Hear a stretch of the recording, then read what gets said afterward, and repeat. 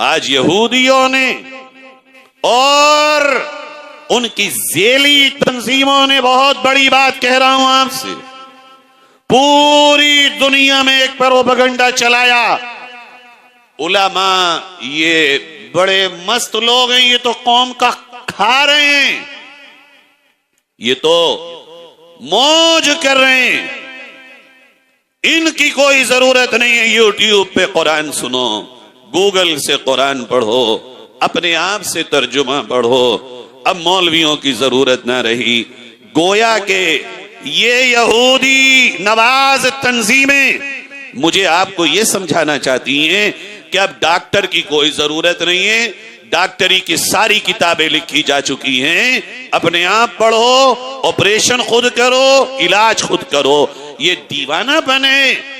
इंसाफ सीखना चाहते हो हर बंदा हर मकाम पर हर जगह इंसाफ करे।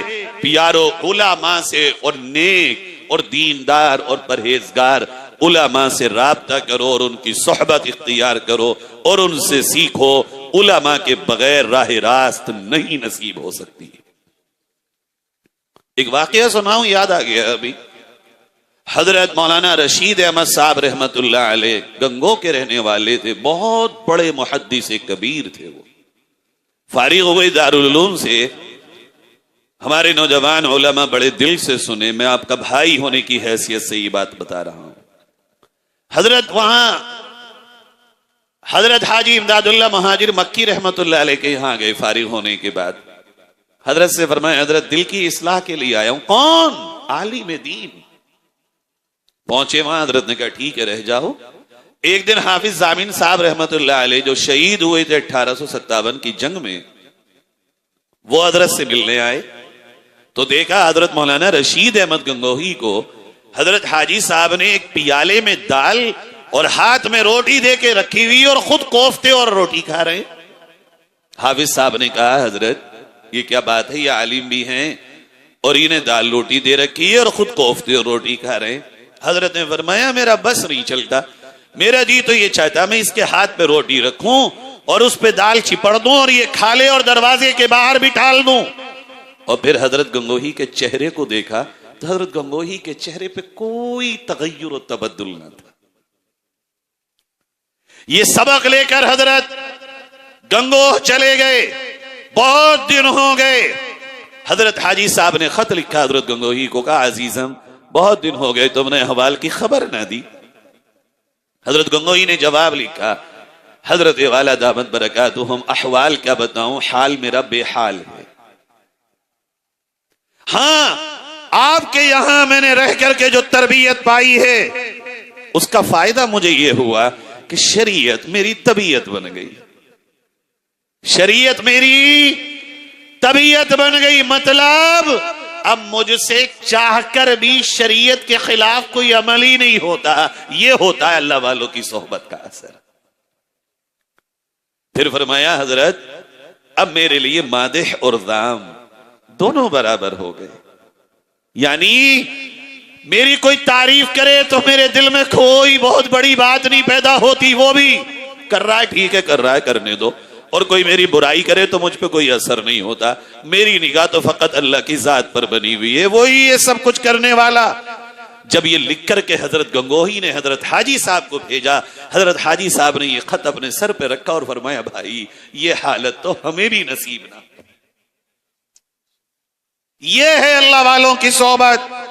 नेक दीनदार परहेजगार उलमा के पास आओ, उनसे सीखो, उनके पास बैठो। और साथ साथ ये कहता हूं आपसे, उलमा फरिश्ता नहीं है, नहीं है, नहीं। हमने अजीबो गरीब पिक्चर बना रखी है दिमागों में। मौलाना है, इनसे कोई गलती नहीं हो सकती, इनकी फजर की नमाज नहीं छूट सकती। सबसे बड़ी बात तो यही चलता, अरे भाई कभी सो गया मौलवी माफ भी कर दो। और खुदा के लिए तुम क्यों पीछे बढ़ते हो?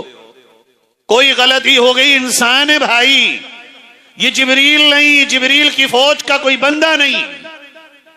नेकियों से मुज़य्यन और गुनाहों से पाक सिर्फ फरिश्ते हैं। इस वक्त दुनिया में कोई इंसान ऐसा नहीं जिससे खता ना हो। अब उलमा से हम पहले से पहले दिमागों में बना लें तस्वीर, मौलाना ऐसे, इमाम साहब ऐसे, मुफ्ती साहब ऐसे, हजरत ऐसे, इनसे कोई गलती ना होगी। इसका फायदा यह होगा कि कभी भी मौलवियों से इल्म का और दीन का फायदा ना उठा पाओगे। पहले मरहले में अगर चाहते हैं हम कि वाकई हमारी आखिरत अच्छी हो, ठीक है भाई, वो अपनी कब्र में हिसाब देगा। अब ये बताओ, जिस दुकानदार के पास सौदा लेने जाते हो उससे पूछते हो तेरे घर में क्या क्या हो रहा है, तू क्या क्या कर रहा है? अरे भाई मेरी मर्जी का सामान है, मैं लेने आया हूं, दे और तू जान, तेरा काम जान, मैं तो दीन सीखने आया। अगर तेरी जिंदगी में कोई गुनाह हो तो तेरा और तेरे रब का मामला, मुझे तो अपना सौदा चाहिए। जो लोग इस नजरिए से उलमा से रब्त में आएंगे और उनकी सोहबत इख्तियार करेंगे, यकीन जानो जिंदगियों में इनकलाब पैदा हो जाएगा। यह है पहली बात। नियत करते हैं भाई इंशाअल्लाह सब लोग इंसाफ करेंगे आज से सबके साथ, मालूम कर करके, सीख सीख कर इंसाफ, पूछ पूछ के इंसाफ कि मैं ये करता हूं, बताओ मेरे नबी का हुक्म क्या है, कुरान का हुक्म क्या है, आका का फरमान क्या है, फुकाहा के नुक्ते क्या हैं, बताओ। मैं शरीयत मुस्तफा पर चलना चाहता हूं। अब जब हम कोशिश करेंगे, अल्लाह का वादा है इन तंसुरुल्लाह यंसुरकुम व युसब्बित अक़दामकुम, तुम अल्लाह के दीन की तरफ आओ, अल्लाह तुम्हारी मदद करेगा और तुम्हारे कदमों में इस्तिकामत और इस्तिबा इस बात पैदा फरमा देगा। दूसरी बात फरमाया मेरे आका सल्लल्लाहु अलैहि वसल्लम ने, शाबुन नशा फी इबादतिल्लाहि अज़्ज़ व जल, वो नौजवान जो अपनी जवानी को इबादत में गुजारे, वो नौजवान जो अपनी जवानी को पाकीज़ा गुजारे, खुल के कहता हूं वो नौजवान जिसकी जिंदगी में 5 नमाजें हों, वो नौजवान जिसकी जिंदगी में अफेयर ना हो, इश्क व मोहब्बत के नगमे ना हो, जिसके दिल में मरज ना हो प्यार का, जो रातों को अपनी बहनों से चैटिंग ना करता हो, जो अपनी रातों को फिल्मों से गंदा ना करता हो, जिसकी आंखों के सामने नंगी औरतों की तस्वीरें ना हो, जो कंबलों में मुंह ढक ढक के व्हाट्सएप पे लिख करके मैसेज से बात ना करता हो, वो नौजवान जिसके दिल में पाकीज़गी हो, आंखों में हया हो, माथे पे गैरत का ताज हो, जबान पे खुदा के कुरान की तिलावत हो, जिंदगी में इबादत का नूर हो, मेरे आपके नबी गारंटी देते हैं ऐसा जवान जब कयामत में आएगा, अल्लाह इस जवान को स्पेशली अर्श का साया अता फरमाएगा। मगर मैं क्या कहूं जवानों तुमसे, तुम्हारी जवानी में सिर्फ और सिर्फ रह गया तो मोबाइल, सोते हुए मोबाइल, जागते हुए मोबाइल, घंटों घंटों मोबाइल। बहुत ही शरीफ अगर कोई नौजवान है तो वो न्यूज में लगा पड़ा है, ये न्यूज, ये न्यूज, ये न्यूज, ये न्यूज।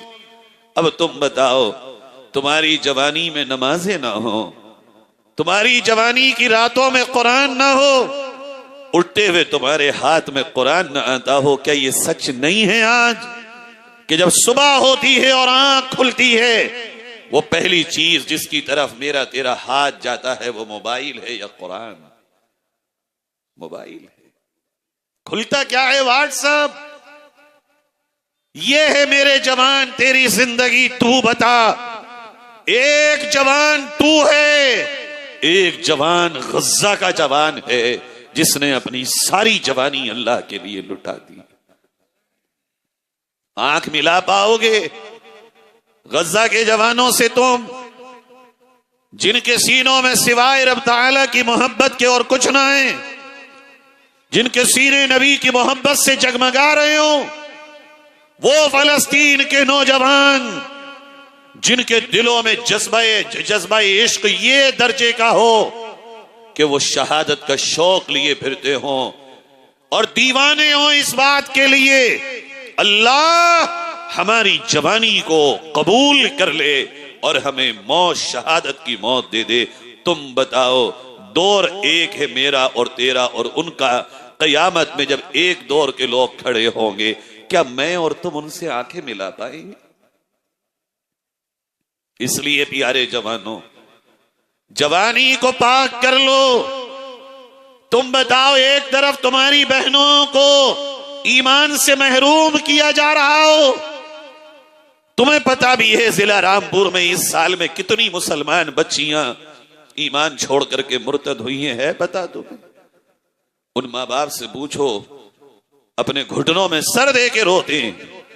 मैं गांवों के नाम जानता हूं, घरों को जानता हूं जिन घरों की बच्चियां चली गई, क्यों गई हैं। मैं एक बात बड़ी जसारत के साथ कहता हूं, तुमने, हाँ जवानों, हाँ मेरे जवानों, तुमने अपनी बहनों की इज्जतों पे हाथ डाला। रब ने तुम्हारी बहनों को उनके हवाले कर दिया। तुम्हारे इस पाप की सजा है ये कि अल्लाह आज हमें ये दिन दिखा रहा है। मेरे तेरी जिंदगी में पाकीज़गी होती, मजाल थी कोई मेरी बहन की तरफ निगाह उठा पाता। कैसी कैसी रातें होती हैं। एक लड़की अपने यहां की गई रमजान में, वो तो तुम्हारी बहनों की इस्मतों के भूखोखार हो गए हो, वो तुम्हारी बहनों के ईमान के हरीस हो, वो तुम्हारी बहनों के लिए पागल हो चुके हो। अब बताओ, तुम भी अगर उसी कैटेगरी में खड़े हो जाओगे तो उनमें और तुम में फर्क क्या रहेगा? तुम्हारे दिलों पे कयामत ना गुजरी मुजफ्फरनगर की वो तस्वीर देखकर, जब तुम्हारी ही बहनें बुर्के में वहां मीडिया के सामने पुलिस ने पकड़ी। तुम ये सोचते हो किसी की बेटी और बहन से बात कर रहे हो और उसके मां, भाई, बाप को पता नहीं चला? पता भी है तुम्हें, ये वो गुनाह है जो तुम्हारे घर में लौट के आएगा, लौट के आएगा। जिस तरह जवान तू किसी की बहन और बेटी से बात कर रहा है और उस बेटी या बहन के घर पे किसी को नहीं पता, इसी तरह तेरी बहन और बेटी से भी बात हो रही होगी और तेरे घर पे किसी को नहीं पता। तू ही है अक्लमंद, कोई और अक्लमंद नहीं। ये गलत फहमी निकाल दो। ये वो पाप है जो लौट के आएगा, आएगा, आएगा। तुझे पता चले या ना चले, ये इतनी बड़ी हकीकत है कि अगर नापाक निगाहों से तूने किसी की बहन को देखा, उसी वक्त, उसी दिन, वरना मरने से पहले पहले तेरी बहन बेटी को भी नापाक निगाहों से देखा जाएगा। पाक करो जवानी, जवान बनो नबी के दीन पर जवानी को लुटाने वाले जवान। ऐसे जवान बनो कि जिनकी जवानी को देखकर लोग कहें, हां ये है जवान। काश मेरा बेटा भी ऐसा होता, काश मेरा भी ऐसा होता। मेरे प्यारों, मैं आपसे दामन फैला के नबी के वास्ते भीख मांगता हूं। जवानों, खुदा के लिए ये लव और ये प्यारो मोहब्बत छोड़ दो। जिन बहनों से आज तक तुम बातें करते थे उनसे कहो, मरना है, तुझे भी नबी के सामने हाजिर होना है कयामत में। मैं भी अल्लाह की अदालत में आऊंगा। तेरे पास सबसे अजीम दौलत ईमान के बाद तेरी इफ्फत और पाक दामनी और तेरी हिफाजत है। अगर तू इसी को ना बचा सकी तो बता तेरे पास फिर क्या रहेगा? करते हो इंशाअल्लाह? नहीं है? करते हो भाई? चाहिए अर्श का साया? उठाओ हाथ। आज से कौन कौन अपनी जवानी को पाकीज़ा बनाएगा? अल्लाह तुम्हें खुश रखे और तुम्हारी जवानियों को कबूल करे। नंबर 3 फरमाया, रजुलुन, वो आदमी जिसका दिल मस्जिद में लटक गया हो, लटका रहता हो, अटक गया हो, अटका रहता हो, वो जहां भी हो दिल उसका अल्लाह के घर में और मस्जिद में हो।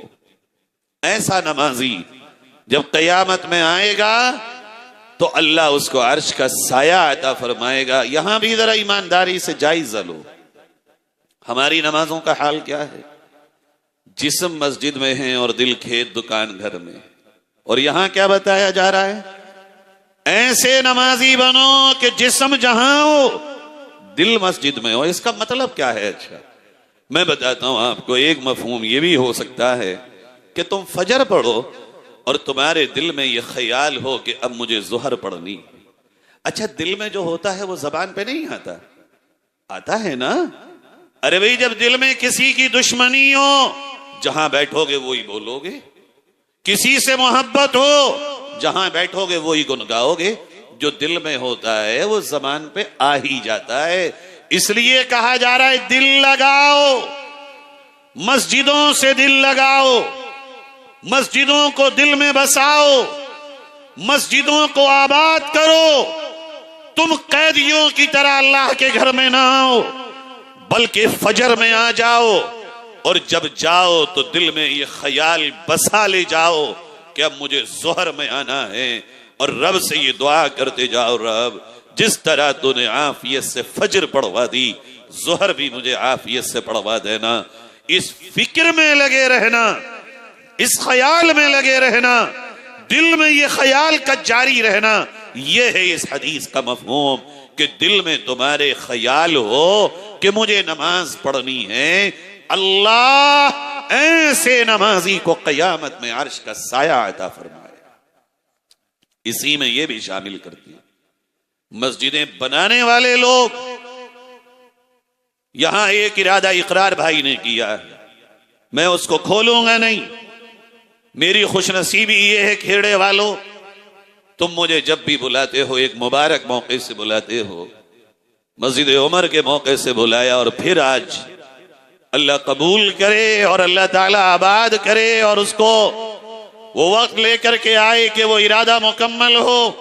ये भी इसी में शामिल है कि फिक्र करो, जहां जहां मसाजिद की जरूरत हो बनाओ, अल्लाह के घरों की तामीर करो, अपने खून पसीने की कमाई अल्लाह के घरों को और अल्लाह की इबादत गाहों को बनाने में लगाओ। जैसे तुम अपने घरों को अच्छा देखना चाहते हो, अल्लाह के घरों को भी अच्छा बनाओ। जैसे अपने घरों की फिक्र करते हो, अल्लाह के घर की भी फिक्र करो। मैं बहुत जल्दी बात को खत्म करता हूं। नमाज पर मुझे एक वाकया याद आया, तुम्हारा कलेजा हो तो सुन लो, तड़प जाओगे। अभी चंद माह पहले एक मैसेज वायरल हुआ और वो आप उलमा ने यहां सबने सुना होगा। फलस्तीन के एक नौजवान ने वहां के मुफ्ती आजम को एक मैसेज भेजा, गोया के एक सवाल भेजा, गोया के एक इस्तिफ्ता भेजा, फतवा मांगा और कहा मुफ्ती साहब मैं नौजवान हूं और ये गालिबन जो फतवा लिया जा रहा है ये मस्जिद अक्सा के इमाम से लिया जा रहा है। जवानों बताया, उस जो नौजवान ने क्या मसला पूछा का हजरत ये बताइए कि हमारे पैरों में जूते हैं और पानी है नहीं, क्या बगैर जूते उतारे तयम्मुम करके मैं नमाज अदा कर लूं?